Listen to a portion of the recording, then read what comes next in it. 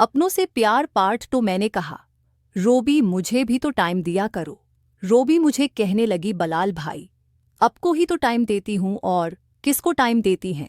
मैंने कहा, रोबी मुझे रात के 12 बजे के लिए टाइम दो। तो रोबी एक दिन चौंक गई और मेरी तरफ देखकर कहने लगी, भाई ये आप क्या बोल रहे हैं। मैंने कहा, क्या रोबी मुझे भी इस चीज़ की तलब है और तुम्हें भी तो उस चीज़ की तलब होती होगी, उसी लिए मैं कह रहा हूँ। पहले तो वो रोबी खामोश हो गई, उसके बाद कहने लगी, भाई मुझे सोचने के लिए कुछ वक्त चाहिए। मैंने कहा, हाँ रोबी तुम्हारे पास बहुत वक्त है, तुम आराम से सोच समझकर मुझे जवाब देना, मुझे तुम्हारे जवाब का इंतज़ार रहेगा। और फिर मैं अपने घर से बाहर आ गया और अपने दोस्तों के साथ करकट खेलने चला गया। करकट तो मैं बहुत अच्छी खेलता था, अब मैं मैच भी खेल रहा था और मेरे दिमाग में रोबी चल रही थी। अब मैं ये सोच रहा था कि यार पता नहीं रोबी का जवाब क्या होगा। बुला आखिर मैच खेलने के बाद हम लोग होटल पे आ गए, खाना खाया और खाना खाने के बाद मैंने सब दोस्तों को कहा कि यार मैं अपने घर जा रहा हूँ, आज हमने 3,000 रुपये जीते थे और मैंने बहुत अच्छी करकट खेली थी, मैंने बड़े बड़े लंबे छक्के मारे थे। और फिर खाना वगैरह खा के बाद में मैं अपने घर आ गया। मैं जैसे ही घर आया तो मैंने देखा कि रोबी बिल्कुल तैयार होकर घूम रहे थे और मुझे देखकर मुस्कुरा रही थी। अब मैं समझ गया था कि रोबी मेरा ख्याल है कि मान गई है। और फिर उम्मी ने कहा कि बलाल दस्तरखान पर आ जाओ, मैं खाना लगा रही हूँ। मैंने कहा, उम्मी मैं आज बाहर दोस्तों के साथ खाना खाकर आया हूँ, आज हम लोगों ने मैच जीता था तो दोस्तों ने मुझे होटल पर खाना खुला दिया। उम्मी गुस्सा करने लगी, कहने लगी, बलाल तुम बाहर का खाना मत खाया करो, पहले भी तुम काफ़ी दफ़ा बीमार हो गए थे, अब फिर तुमने बाहर के खाना खाना शुरू कर दिए हैं। मैंने कहा, उम्मी परेशान ना हो, मैं कभी कभारी बाहर खाता हूँ, लेकिन उम्मी ने मुझे डांट दिया। मैंने कहा, ठीक है उम्मी, अब अगली दफ़ा मैं बाहर खाना ना नहीं खाऊंगा।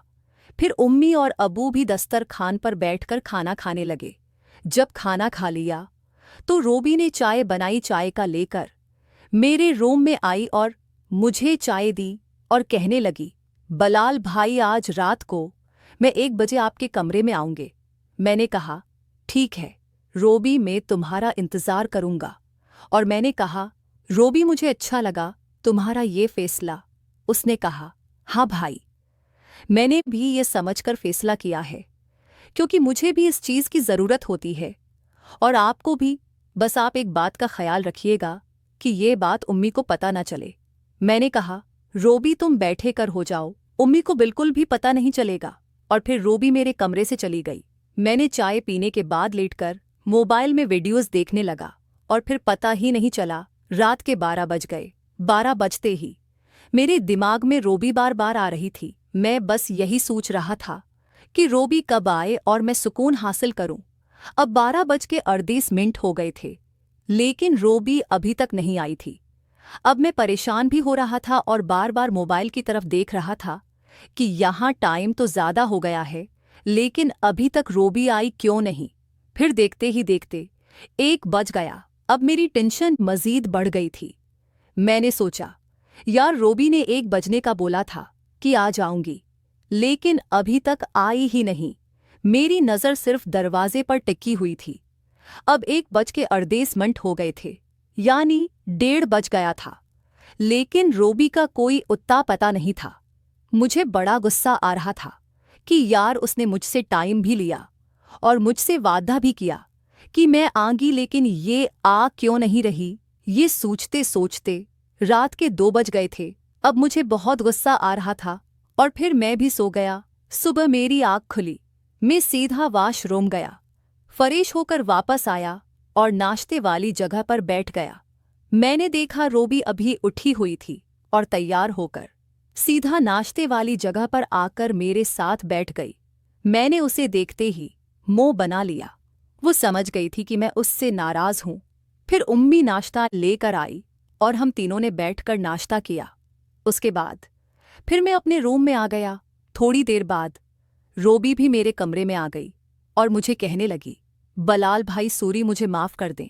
वो रात को उम्मी के सिर में बहुत शदीद दर्द था, इसलिए मैं उम्मी के रूम में थी और उनका सिर दबा रही थी। मैं जैसे यटने लगी थी तो उम्मी फौरा कहती थी, रोबी मेरे सिर में दर्द है और दबाओ। मैंने उम्मी को टेबलेट भी खिलाई, लेकिन उम्मी का सिर दर्द ही नहीं जा रहा था।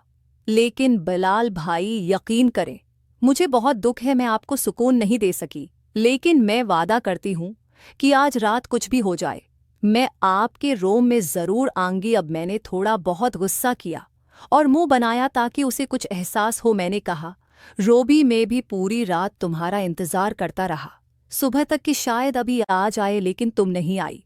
रोबी कहने लगी, बलाल भाई, आज के लिए माजरत, आज रात को मैं लाजमी आऊंगी, पक्का वाला प्रोमिस। मैंने कहा, ठीक है रोबी, आज रात को तुम आ जाता ना। मेरी